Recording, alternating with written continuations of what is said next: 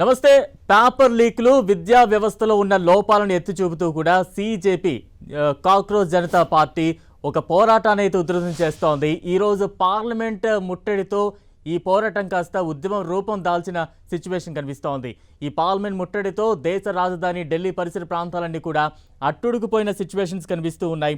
నిజంగా సిజేపీ పట్టుబడుతున్నట్లుగా 3 డిమాండ్లకు కేంద్రం ఎంతవరకు ఓకే చేసే ఛాన్సెస్ ఉంటాయి? మరోవైపు సిజేపీ భవిష్యత్ కార్యాచరణ ఏ రకంగా ఉండబోతుంది? ఇవన్నీ కూడా తెలుసుకునే ప్రయత్నం చేద్దాం. ప్రస్తుతం మనతో పాటు వీటికి సంబంధించి విశ్లేషణ అందించేందుకు ప్రముఖ రాజకీయ విశ్లేషకులు పెంటపాటి పుల్లారావు గారు మనకు అందుబాటులో ఉన్నారు. పుల్లారావు గారు నమస్తే సార్.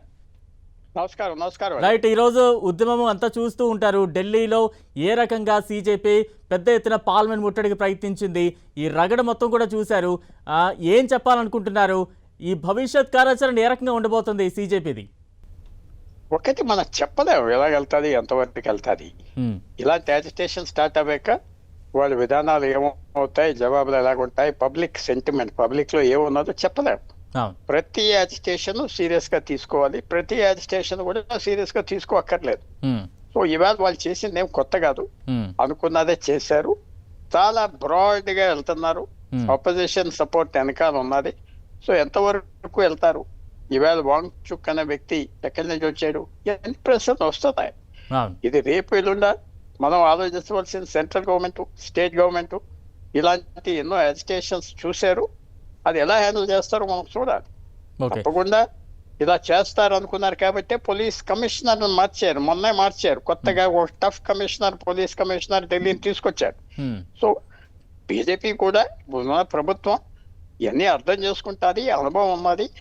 ఎలా చేస్తున్నారు, ఏం చేస్తారు చూడాలి. కొంతవరకు ఏంటంటే నీట్ పరీక్ష మీద అవన్నీ అయిపోయినాయి, అది ఎంత వేడిగా ఉన్నాయి, ఇంకా పని దాని మీద ప్రజలు ఉన్నారా, లేకపోతే ఇది పెద్ద పొలిటికల్ యాజిటేషన్ వెనకాల ఉన్నదా, దీని వెనకాల ఎవరున్నారో ఇవన్నీ బయటకు వస్తాయి. బయటికి రాకపోయినా ప్రజలు ఆలోచించుకుంటారు, ప్రభుత్వం కూడా ఆలోచించుకోవాలి. సింపుల్ గా ఇది ఒక నిర్ణయం, ఏదో స్టూడెంట్స్ చేస్తున్నారు, స్టూడెంట్స్ ఇష్యూ అంటే ఒకటి. దీని వెనకాల రాజకీయ ఉన్నాయా, మన దేశం బయట నుంచి కూడా శక్తులు ఉన్నాయా, అది అన్నట్టుగా ఇప్పుడున్న ప్రభుత్వంలో చాలా మంది అంటున్నారు, అది అన్నట్టుగా ఉన్నాయా, అవన్నీ బయటకు వస్తాయి, ఆలోచించుకోవాలి. ఒకటేంటంటే ఇప్పుడు సెంట్రల్ గవర్నమెంట్ స్ట్రాంగ్ గా ఉన్నది, ఇంత పట్టించుకునేది ఉండదు, భయపడేది ఉండదు. ఇలా డిమాండ్ చేసి మంత్రి రిజైన్ చేయాలంటే ఆ మంత్రి రిజైన్ చేయాల్సినైనా చేయనివ్వరు. ఎందుకంటే చేస్తే లోకు అయిపోయామంటారు కాబట్టి చేయరు. అది ఎప్పుడో చూసాం, ప్రభుత్వాలు ఎక్కువ యాజిటేషన్ తీసుకొచ్చి ఆ మంత్రిని తీసేయండి అంటే తీరు. ఏదో పర్సనల్ స్కాండల్, పర్సనల్ స్కామ్ ఉంటే దిగిపోతాయి. సో నేను అనుకుంటున్నా మీరు అప్పుడే తేలదు, ఎన్ని రోజులు బలబలాలు చేసుకుంటారు చూడాలి. నెక్స్ట్ స్టెప్ ఏం చేస్తారు, యాజిటేషన్ వెనకాల ఉన్నవాళ్ళు, అవన్నీ మనం కేర్ఫుల్ గా వాచ్ చేయాలి. ఓకే సార్, అంటే ఈరోజు ఉద్యమం మనం చూస్తూ ఉన్నాం, పార్లమెంట్ ముట్టడి కావచ్చు, ఎపిసోడ్ అంతా కూడా చూస్తూ ఉన్నాం. ఈ ఎపిసోడ్ తర్వాత ఈ కాక్రోచ్ జనతా పార్టీ అనేది ఇప్పటికీ ఒక మూవ్మెంట్ గానే మనం భావించాలంటారా, లేదంటే ఇక రాజకీయంగా అడుగులు వేస్తుందని భావించాలా? రాజకీయంగా అడుగులు వేస్తున్నారు కదా వాళ్ళు. సింపుల్ గా మూవ్మెంట్ అంటే మీకు అన్నా హజారే, కేజ్రీవాల్ ఈ మూవ్మెంట్ జ్ఞాపకం ఉండి ఉంటుంది 2011-12లో. వాళ్ళ స్టేజ్ మీద ఎవరు రాజకీయ నాయకుడు ఎక్కనే వదండి, ఏ రాజకీయ నాయకుడు దగ్గర రాలేదు, మీరు మర్చిపోవద్దు, దూరంగా ఉంచారు. ఈ రాజకీయ నాయకులు అందరినీ పిలుస్తున్నారు, స్టేజ్ మీద సపోర్ట్ తీసుకుంటున్నారు కాబట్టి ఇది రాజకీయమే మనం ఆలోచించాలి, తప్పు కూడా లేదు. అది రాజకీయం చేస్తున్నారంటే మన దేశంలో పూర్తి హక్కు ఉన్నది, మీకు రాజకీయం చేయటానికి చేయండి. కానీ ఏనాటి శక్తులు ఉన్నాయి వెనకాల, ఎవరున్నారే అని బయటికి వెలువెలుగా వస్తాయి. ఇది ఇప్పుడు ఒక స్టూడెంట్ మూవ్మెంట్ కాదు, ఇది పొలిటికల్ మూవ్మెంట్ గా మనం భావించాలి. పొలిటీషియన్స్ అందరూ వస్తున్నారు కదా స్టేజ్ మీదకి, అందరూ వస్తున్నారు కదా, అన్ని పార్టీలు ఆపోజిషన్ లో ఉన్న వాళ్ళు చాలా వరకు వచ్చారు కదా, ఫోటోలు దిగారు, ఇది చెప్పారు, అది చెప్పారు. సో ఇది పొలిటికల్ మూవ్మెంట్, స్టూడెంట్ మూవ్మెంట్ కాదు. పొలిటికల్ మూవ్మెంట్ ఎంతవరకు వెళ్తాది అది చూడాలి. ఓకే సార్, అంటే అభిజిత్ దీప్కి దీక్ష విరమించడం అనేది ప్రస్తుతానికి అయితే ఓ విక్టరీగా మనం చూడాలంటారా, లేదంటే టెక్నికల్గా ఇది ఒక పాజ్ మాత్రమే అని చెప్పాలంటారా? విక్టరీ అనేది కాదు, డిఫీట్ అనేది కాదు, ఎంతో దూర ప్రయాణం ఇప్పటి వరకు సాధించిందేమున్నది. యాజిటేషన్ చేశారు, జాగ్రత్త పడ్డారు, ప్రభుత్వం వాచ్ చేస్తున్నారు. నెక్స్ట్ స్టెప్ ఏం చేస్తారు, అది ఎత్తి చేస్తారు, పర్మిషన్ ఇవ్వలేదు, ఇవన్నీ వస్తాయి, రోజు రోజుకి పెరుగుతుంది టెన్షన్. చాలా దూర ప్రయాణం కాబట్టి అప్పుడే విక్టరీ అయిపోయింది సాధించారంటానికి లేదు, ఓడిపోయారంటానికి కూడా లేదు. ఉమ్, ఇది ఒక జర్నీ, ఒక ప్రయాణం. ఉమ్, ఈ ప్రయాణం ఆఖరి వరకు వెళ్తారా? డెస్టినేషన్ ఏంటి? ఆఖరి డెస్టినేషన్ ఏంటి? ఊరికనే వెళ్తున్నారా? ఇంకా బయటికి ఏం రాలేదు కదా. అవును. సడన్ గా వచ్చింది ఇదంతా మన దేశంలో. ఎక్కడి నుంచి వచ్చింది, ఎవరు వచ్చారు, ఎవరు తీసుకొస్తున్నారు, ఉమ్, ఇది మెల్లిమెల్లిగా బయటకు వస్తాయి. ప్రజలు ఆలోచించుకుంటారు, మంచి పనే చేస్తున్నారు ఉమ్, లేకపోతే ఇది చెడ్డ పని అని ప్రజలు కూడా ఒక ఆలోచనకు వస్తారు. ఉమ్, ప్యూర్ గా ఇది కరప్షన్ కేసు కాదు, యాంటీ కరప్షన్ కాదు, ఉమ్, అది మర్చిపోకూడదు. ఉమ్, ఇది రాజకీయం. రాజకీయ పార్టీలు వెనకాల ఉన్నారు, వాళ్ళు రాజకీయం చేద్దామనే దిగారు. ఉమ్, మంచి ఐడియా, దీంట్లో తప్పులేదే. వాళ్ళు సాధిస్తారో లేదో అది వేరే విషయం. ఎవరైనా రాజకీయం చేయొచ్చు ఈ దేశంలో, ఫ్రీగా మాట్లాడవచ్చు, గవర్నమెంట్ని అపోజ్ చేయొచ్చు, చెయ్యాలి. కొన్ని మంచి విషయాలు మొదలు తీసుకొచ్చారు. అవును. జూన్ 6వ తారీఖున నేను కూడా క్యూరియాసిటీతో ఏం జరుగుతుంది, ఎవరు ఏంటి టెంపరీగా ఉన్నదో చూసే, దగ్గర చూసే. 20వ తారీఖు కూడా చూసే, రెండోసారి మనం బిగిన్ చేసినప్పుడు జూన్ 20ని. అది రోజు రోజుకి మారిపోయింది, ఒకటి బాగా పొలిటికల్ అయిపోయిన నా అభిప్రాయం. ఉమ్, పొలిటికల్ అవటంలో అదర్ వాళ్ళు కూడా పొలిటిక్స్ చేస్తారు కాబట్టి ఉమ్, ఇది ఎంతవరకు వెళ్తారు, ఉమ్, ఎవరు సాగిస్తారు, వాంగ్చుక్ ఎవరు, లడాక్ ఏమిటి, ఉమ్, హిస్టరీ ఏంటి అని బయటకు వస్తాయి. అవును. ఇప్పుడు నాకేం ప్రాబ్లం లేదు స్టూడెంట్స్ చేస్తే, ఉమ్, లేకపోతే పెద్ద కార్యకర్తలు చేస్తే. వాంగ్చుక్ ఏంటంటే కొద్దిగా కాంట్రవర్సీస్ ఉన్నాయి, నేను అది తప్పట్లేదు. ఓకే. ఆయన లడాఖ్ని బీజేపీ ప్రభుత్వం 2019లో వేరే రాష్ట్రం చేసింది. ఉమ్, 2.5 లక్షల మంది ఉన్నారు. తెలంగాణలో భూభాగం ఏరియా ఎంత ఉన్నది? 60% తెలంగాణ సైజ్ లడాక్. ఉమ్, 2.5 లక్షల జనం ఉన్నారు. అది చాలా సెన్సిటివ్ ప్లేస్ అయిపోయింది. చైనా పాకిస్తాన్ సరిహద్దులు 400 కిలోమీటర్లు. అవును. అక్కడి నుంచి వచ్చి యాజిటేషన్స్ చేస్తున్నారు. మొన్న 2 సంవత్సరం క్రితం యాజిటేషన్ చేశారు. ఉమ్, పాకిస్తాన్ వెళ్ళాడు. సో ఇవన్నీ ఏంటి అని కూడా ఆలోచన వస్తాయి. ఓకే. ప్యూర్ గా స్టూడెంట్ పాలిటిక్స్, స్టూడెంట్స్ కావాల్సిన అవినీతి మీద చేస్తే మంచి సపోర్ట్ వస్తుంది అందరి నుంచి. ఓకే. సరే అంటే పాలిటిక్స్ లోకి వెళ్ళిపోతున్నా. అవునవును.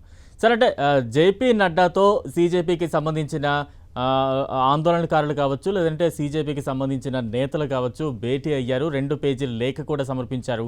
3 డిమాండ్లు ప్రధానంగా వారు డిమాండ్ చేస్తూ ఉన్న సిచ్యువేషన్ మనం చూస్తూ ఉన్నాం. సోనం వాంగ్చుక్ను వెంటనే విడుదల చేయాలంటున్నారు. మరోవైపు కేంద్ర విద్యాశాఖ మంత్రి ధర్మేంద్ర ప్రధాన్ను రాజీనామా అంటే ఆ పదం నుంచి తీయాల్సిందే అంటున్నారు. మరోవైపు నీట్ పరీక్ష లీకేజ్ కారణంగా ఆత్మహత్య చేసుకున్న విద్యార్థులకి ఒక్కొక్కరికి ₹1,00,00,000 ఇవ్వాలంటూ కూడా డిమాండ్ చేస్తూ ఉన్నారు. ఎంతవరకు కేంద్ర ప్రభుత్వం వీటికి సానుకూలంగా పరిగణలోకి తీసుకునే అవకాశం ఉంటుందంటారు? కేంద్ర ప్రభుత్వం ఈ మూడిట్లో వాళ్ళకి డబ్బు ఇచ్చేది ఏమన్నా చేయొచ్చు. ₹1,00,00,000 ఇవ్వకపోయినా కొంత డబ్బు ఇస్తారు. ఉమ్, రెండోది ధర్మేంద్ర ప్రధాన్ని రిజైన్ చేయమంటాం కష్టం. అవును. ఆ సన్నం బంక్ చేయని వదిలేస్తారు, 10 రోజుల్లో 10 రోజుల్లో వదిలేస్తారు. ఉమ్, అది వదిలేస్తారు. ప్రధాని రెసిగ్నేషన్ కష్టం. ఉమ్, ఎందుకంటే ఇంత పబ్లిక్ డిమాండ్ అయిపోయాక ఉమ్, వాళ్ళు లొంగిపోయాం సాగిపోయాం అంటారు కాబట్టి అది ఒప్పుకోరు. ఉమ్, ఒక వీటిలో 3 డిమాండ్లలో వాంగ్చుక్ను వదిలేస్తారు, ఏమన్నది ఓకే. ఇంకో నెల వారం రోజులు వదిలేస్తారు. ఎల్లకాలం పెట్టలేరు కదా జైల్లో. అది మళ్ళీ అక్కడ కూర్చోనివ్వరు, అంతే జంతర్ మంతర్లో వచ్చి కూర్చోనివ్వరు. అది మాత్రం ఈసారి పకడ్బందీగా చేస్తారు. ఓకే. పర్మిషన్ ఒక్క రోజుకి తీసుకుని జూన్ 20 ఇప్పటి వరకు కూర్చున్నారు. లేపకూడదు, గొడవలు వస్తాయని చేయలేదు. సో ఈ మూడిట్లో ఆ సూసైడ్ కమిట్ చేసిన వాళ్ళకి ఏదో చేస్తారు. ఉమ్. అంటే సార్ సీజేపీ ఒక ప్లాన్డ్ గా వెళ్తుందని మనం భావించవచ్చు అంటారా? ఒక క్లియర్ రోడ్ మ్యాప్ తో వెళ్తోందా సీజేపీ?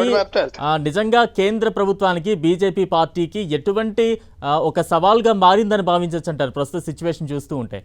అందరూ ఏం చూస్తున్నారంటే ఏదో జెన్జీ కుర్రోళ్ళు అందరూ కలిసి నేపాల్లో ప్రభుత్వం మార్చారు, బంగ్లాదేశ్ లో మార్చారు, ఇక్కడ ఎంతో మార్చకూడదు, రాజకీయ పార్టీలు ఫెయిల్ అయిపోతున్నాయి.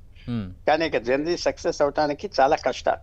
ఇక్కడేం తిండి లేకున్న దేశం కాదు, 80 కోట్ల మందికి రేషన్ ఇస్తున్నారు, చక్కటి ఆదాయాలు ఉన్నాయి, ఫ్రీ హెల్త్ ఉన్నది, పెన్షన్స్ ఉన్నాయి. ఇది బంగ్లాదేశ్ లో ఉన్నాయా, నేపాల్ లో ఉన్నాయా?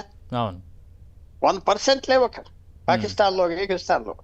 సో అందరూ రోడ్ ఎక్కేది లేదు, కొంతమంది ఎక్కుతారు, మంచిది. సో వాళ్ళ ఐడియా ఏంటంటే ఇలా పబ్లిక్ నుంచి యాజిటేషన్ తీసుకొచ్చేస్తే గవర్నమెంట్ కదిలిపోతుంది. అది జరగడం కష్టం భారతదేశంలో. బట్ సార్ మీరు అంటున్నట్టుగా అక్కడ జంజీకున్న సవాళ్ళు మీరు చెప్తూ ఉన్నారు, అక్కడ ఉన్న సిచ్యువేషన్ చెప్తూ ఉన్నారు. కానీ ఇక్కడ కాక్రోచ్ జనతా పార్టీ పెట్టినప్పటి నుంచి కూడా సోషల్ మీడియాలో విపరీతమైన ఫాలోయింగ్ ఉండడం కావచ్చు, నార్త్ నుంచి సౌత్ వరకు కూడా పొలిటికల్ పార్టీల అధినేతలు కూడా దానికి కొంత సపోర్ట్ చేస్తూ వ్యాఖ్యానాలు చేస్తున్న సిచ్యువేషన్ కావచ్చు. ఎలా అర్థం చేసుకోవాలంటారు? ఎందుకు ఇక్కడి భారత యువత కూడా ఎందుకు అంత అట్రాక్ట్ అవుతోంది సీజేపీకి? అట్రాక్ట్ అంటే ఇది కొత్త విషయం. ఎవరైతే ఇప్పుడు ఉన్న ప్రభుత్వానికి వ్యతిరేకం అక్కడ అట్రాక్ట్ అవుతారు.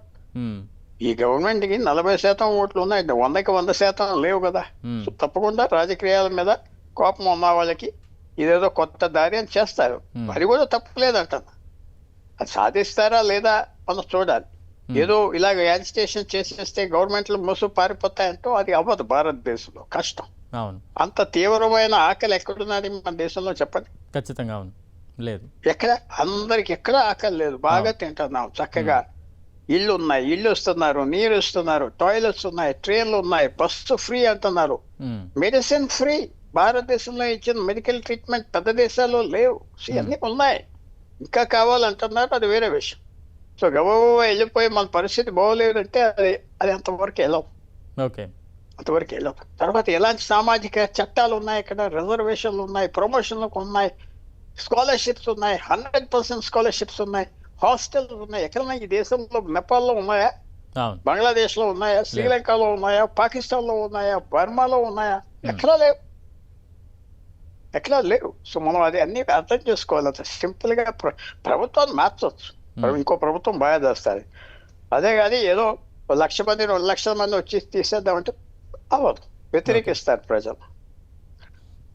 అంటే సార్ యాంటీ బీజేపీగా ఉన్న అనేక రాజకీయ పార్టీలు ఈ కాక్రోచ్ జనతా పార్టీని పెంచి పోషిస్తున్నాయి అంటే ఏం చెప్తారు? అది నిజమంటారా కాదంటారా? వాళ్ళు స్టేజ్ మీద కూర్చుంటున్నారు, వాళ్ళు సక్సెస్ అవుతే ఇలా ఆనందపడతారు, వాళ్ళు వాడుకుందామని చూస్తారు. అది తప్పు లేదు, రాజకీయం అందరూ చేస్తున్నారు. అన్నా హజారే, కేజ్రీవాల్ అల్లరంతా గవర్నమెంట్ మీద పడింది, బీజేపీకి బెనిఫిట్ వచ్చింది. వీళ్ళు కూడా వీళ్ళు గవర్నమెంట్ తిడతా ఉంటే ఆటోమేటిక్ గా ఏవైనా బంగ్లాదేశ్ లో ఎలక్షన్లు వచ్చేటప్పటికి మామూలుగా సాంప్రదాయం పొలిటికల్ పార్టీస్ కి ఓట్లు వేసాయి. ఎవరైతే అజిటేషన్ చేశారో 1% ఓటు రాలేదు, 1% జ్ఞాపకం పెట్టుకోండి. సో పొలిటికల్ పార్టీ ఏదో పెద్ద తుఫాన్ లాగా వచ్చేస్తుంది, అనుకోవచ్చు, చేస్తారు. వాళ్ళు పీస్ఫుల్ గా శాంతిపూర్వకంగా చేయడానికి హక్కు కూడా ఉండాలి, జ్ఞాపకం పెట్టుకోండి, తప్పులేదు. కానీ సక్సెస్ అవుతారా లేదా అది వేరే విషయం. అది సో చేయటానికి హక్కు ఉన్నది, చేస్తారు. మనం రోజుకి చూడాలి ఇది ఎంత సీరియస్ గా వెళ్తాది, ఇది ఎవరెవరు ఉన్నారు వెనకాల, దీనికి గవర్నమెంట్ కూడా ఎలా హ్యాండిల్ చేస్తుంది, అది ఇవన్నీ చూడాలి.